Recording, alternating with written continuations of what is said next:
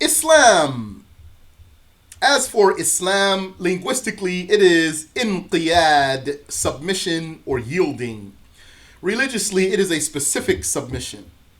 Submission to that with which the Prophet ﷺ came by uttering the two shahadas and believing in them, which is iman. Believing in them in the heart, that's iman. Uttering the two shahadas, that's Islam. And Islam is not valid without iman. Iman is not valid without Islam. The Shaykh says in the Sirat, Al-Islam huwa ad-dinu alladhi radiyahu Allahu li'ibadihi wa amarana bittiba'ih. Islam is the religion that Allah accepts for His slaves and ordered us to follow. Allah the Exalted said, وَمَنْ يَبْتَغِ غَيْرَ الْإِسْلَامِ دِينًا فَلَنْ يُقْبَلَ مِنْهُ وَهُوَ فِي الْآخِرَةِ مِنَ الْخَاسِرِينَ. Whoever seeks other than Islam as a religion, it will not be accepted from him, and he will be in the hereafter one of the losers. That's an explicit ayah that Islam is the only valid religion. Anyone who brings you anything from the Quran to misinterpret it and explain it as you can be any religion you want, or the Jews and the Christians, their religion is valid, you give them this ayah. And the Quran doesn't contradict itself. So that means that their interpretation of whatever they bring is wrong. And this ayah, they will have no way to get around it. وَمَنْ يَبْتَغِ غَيْرَ الْإِسْلَامِ دِينًا فَلَنْ يُقْبَلَ مِنْهُ وَهُوَ فِي الْآخِرَةِ مِنَ الْخَاسِرِينَ. Whoever seeks other than Islam as a religion, it will not be accepted from him, and he will be in the hereafter one of the losers. Al-Islam is the only religion accepted by Allah, the only religion He ordered His slaves to follow. The least for a person to do to be safe from remaining in hellfire forever is to believe in Allah and His Messenger and to profess to that with the tongue. The one who dies in the state of blasphemy shall not be forgiven. Like the Prophet ﷺ said, إِنَّ اللَّهَ لَيَغْفِرُ لِعَبْدِهِ مَا لَمْ يَقَعِ الْحِجَابِ. Surely Allah indeed forgives His slave as long as the veil has not fallen. They asked the Prophet ﷺ, what is the falling of the veil? He said, أَن تَمُوتَ النَّفْسُ وَهِيَ مُشْرِكَةٌ, for a soul to die as a pagan. The one who dies in the state of Islam shall end up in paradise even if he committed enormous sins. He would either be forgiven for his sins and admitted into paradise, or he would be tortured for a period of time for his sins and then be taken out of hellfire and then admitted to paradise. Like the Prophet said, alayhi salatu wassalam, in the hadith of Al-Bukhari, إِن شَاءَ عَفَى عَنْهُ وَإِن شَاءَ عَاقَبَهُ. If Allah willed, He will punish him. And if Allah willed, He will forgive him. That's for the Muslim. As for the kafir, Allah will punish him only if he dies like that, as an accountable kafir. The scholars of Islam unanimously agreed that the one who takes a religion other than Islam for himself is a blasphemer, and that whoever does not declare such a person as a blasphemer is himself a blasphemer, as well as whoever hesitates about that or is neutral, such as to say, I do not say he is a blasphemer or not, then such a one is also a blasphemer. At-Tahawi said, وَدِينُ اللَّهِ فِي الْأَرْضِ وَالسَّمَاءِ وَاحِدٌ وَهُوَ دِينُ الْإِسْلَامِ. The religion of Allah on earth and in the skies is one, and it is the religion of Islam. قال الله تعالى إن الدين عند الله الإسلام. Allah said, what means, surely religion to Allah is Islam. وقال تعالى ورضيت لكم الإسلام دينا. And the Exalted said, what means, I have approved Islam as a religion for you. All of that is the statement of Imam At-Tahawi. Every other religion is invalid. We say that without shame. Don't let anyone shame you about that. That's correct. Especially not someone who claims that you can believe anything you want to believe. If someone claims you can believe anything you want, then it's, according to him, it's valid for us to believe that his religion is invalid if he's not a Muslim. Thus, there is no heavenly or revealed religion other than Islam. Whoever said otherwise has blasphemed. Yani, Judaism and Christianity are not revealed religions, not heavenly religions. When I say that, I'm not saying that out of malice, I'm saying that out of a fact. For this reason, the one who calls the places of the blasphemers like churches, houses of Allah, is a blasphemer. Because these places were built to be used for blasphemy, for worshiping Jesus, and other than that, of different types of blasphemy. Allah ordered his prophet to outwardly say to the pagans that they have their invalid religion and that he has his true religion that he shall never depart. Lakum dinukum waliyadin. According to a recitation, wali dini. You have your invalid religion and I have my true religion. That's the meaning of this ayah. It doesn't mean you have your religion and that's fine, and I have my religion and that's fine. In the ancient times of the original humans, everyone had the same religion. Islam. Allah said, كَانَ النَّاسُ أُمَّةً وَاحِدَةً. All of the people were one ummah, religion. Here, ummah means religion, not community or nation. It means religion, deen. That's one of the meanings of ummah. Ummah has many meanings. If you look into a dictionary, you will find many meanings, and one of them, they say, religion. Abu Ya'la narrates in his Musnad that Ibn Abbas interpreted this verse by saying, all of them were on Islam.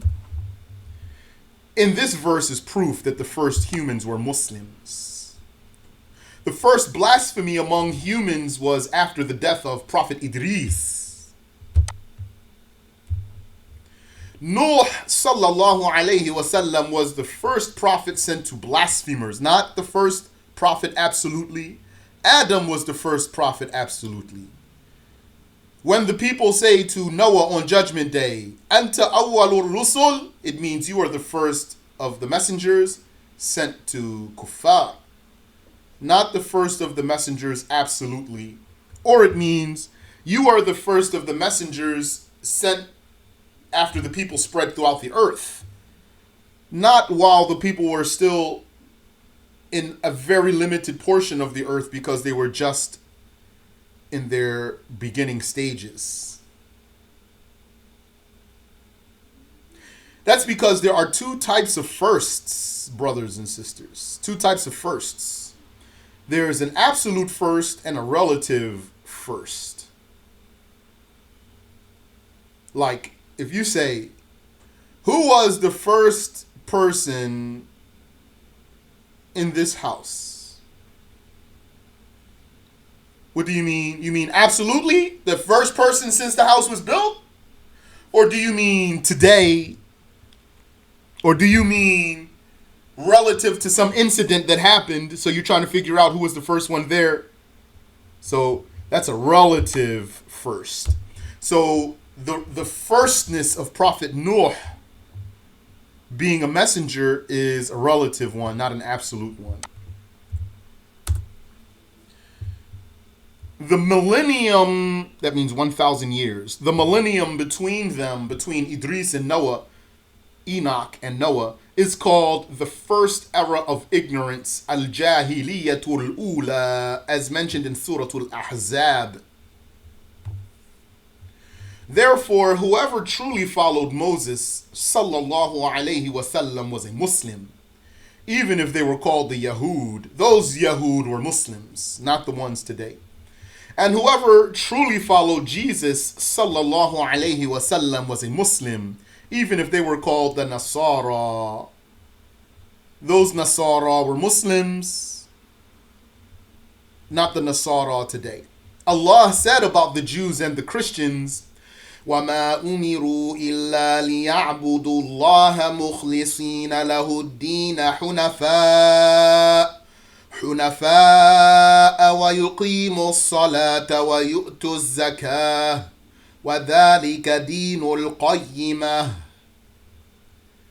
They were not ordered in the Torah and in the Injil but to worship Allah sincerely, dedicating religion only to Him, as believers disinterested in all invalid religions. That's the meaning of Hunafa. Hunafa, that's the plural of Hanif. And the Hanif is the one disinterested in all false religion. That's the Hanif. That's the religion of Abraham. So they were not ordered but to worship Allah sincerely, dedicating religion only to Him, as believers disinterested in all invalid religions, and to observe prayer and to give the zakah. That is the straight religion. The person who truly follows Prophet Muhammad sallallahu alaihi wasallam, who renewed the call to Islam after it had been stopped among the people on earth, is a Muslim. Yani among the humans on earth. Because there were still genies who were Muslims between Muhammad and Jesus. There were genies who were Muslims from the time of Jesus up to the time of Muhammad sallallahu alaihi wasallam. But for the humans, Islam disappeared amongst humans on earth. And then Muhammad came and he renewed the call of Islam. The Sharia is the sacred law given by Allah to the messenger prophets. It is the rulings brought down by revelation, and they differ, those rules, depending on the welfare of the people, in accordance with what Allah willed. So Allah is who changes them from one messenger to another, or abrogates them from time to time within the lifetime of a prophet. Like our Prophet Muhammad sallallahu alaihi wasallam, Allah revealed laws to him and then abrogated those laws while he was still alive and replaced them with other laws. And that's not special to Muhammad sallallahu alaihi wasallam. That happened with Abraham. Wasn't Abraham alayhi salatu wasalam commanded to slaughter his son Ishmael? And then he was commanded to not slaughter his son Ishmael? That's abrogation during the life of a prophet. And also, what's like that is for someone to be alive during the transition from one messenger to another. Like those who were following the Torah at the time of Jesus, and then Jesus came with the new law of the Injil, and then they switched over. So for them, it's like that. They were following a law, and then it got abrogated, and they followed a new law. It's not the same messenger, though. Allah said, شَرَعَ لَكُم مِّنَ الدِّينِ مَا وَصَّى بِهِ نُوحًا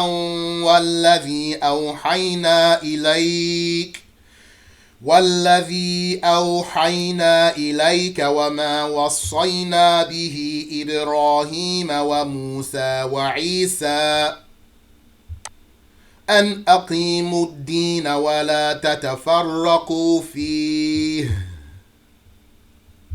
He sanctioned for you believers of religion, the very religion with which he commanded Noah, and which he revealed to you, Muhammad, and that with which he commanded Abraham, Moses, and Jesus, to observe prayer and not to disunite in religion. However, the 5 universal judgments, al-kulliyat, do not differ in the laws of the prophets. Those are general rules. They are protection of one's property from unrightful consumption, protection of one's lineage from being born out of wedlock, protection of one's mind from that which ruins it, such as alcohol, protection of one's religion from blasphemy, protection of one's life from murder. Some scholars counted a 6th, the protection of one's honor. And some people don't see that as important. Some people don't see that as important, their own personal honor. So they don't mind to be disrespected by the people while they have the ability to protect themselves from that. Islam benefits in this life and in the hereafter. All of the blasphemers' benefits will be cut off by death. So the blasphemer, all of his benefits are in this life. But for the Muslim, Islam benefits in this life and in the hereafter. Blasphemy will not benefit in the hereafter. There are 2 religions, Islam and blasphemy. If the slave had only the endowment of Islam, this would be sufficient. In this life, it guides to the deeds that are rewardable in the hereafter and warns from the deeds that deserve torture. The focus of the religion is to guide the slave to what is beneficial for him. Our religion does not order us to do or leave something unless there was wisdom in it, even if one did not understand that wisdom. That's why it's important to learn the rules of the religion so that you have a scale, a religious scale by which you judge matters, not your opinion by which you judge matters. And that's why it's important to learn the sunnah of the Prophet sallallahu alaihi wasallam and to learn the hadiths, because in the sunnah of the Prophet there is wisdom and there is benefit. If you are left to your own opinions, then you'll probably be misguided. Teach that to your children. At-Tahawi said, فَإِنَّهُ مَا سَلِمَ فِي دِينِهِ إِلَّا مَنْ سَلَّمَ لِلَّهِ عَزَّ وَجَلَّ وَلِرَسُولِهِ صلى الله عليه وسلم ورد علم ما اشتبه عليه إلى عالمه. No one would be steadfast in his religion but he who submits to Allah Azza wa Jal and his messenger sallallahu alayhi wasallam and refers the knowledge of what eludes him to he who knows it. Wa subhanallahi wa bihamdihi.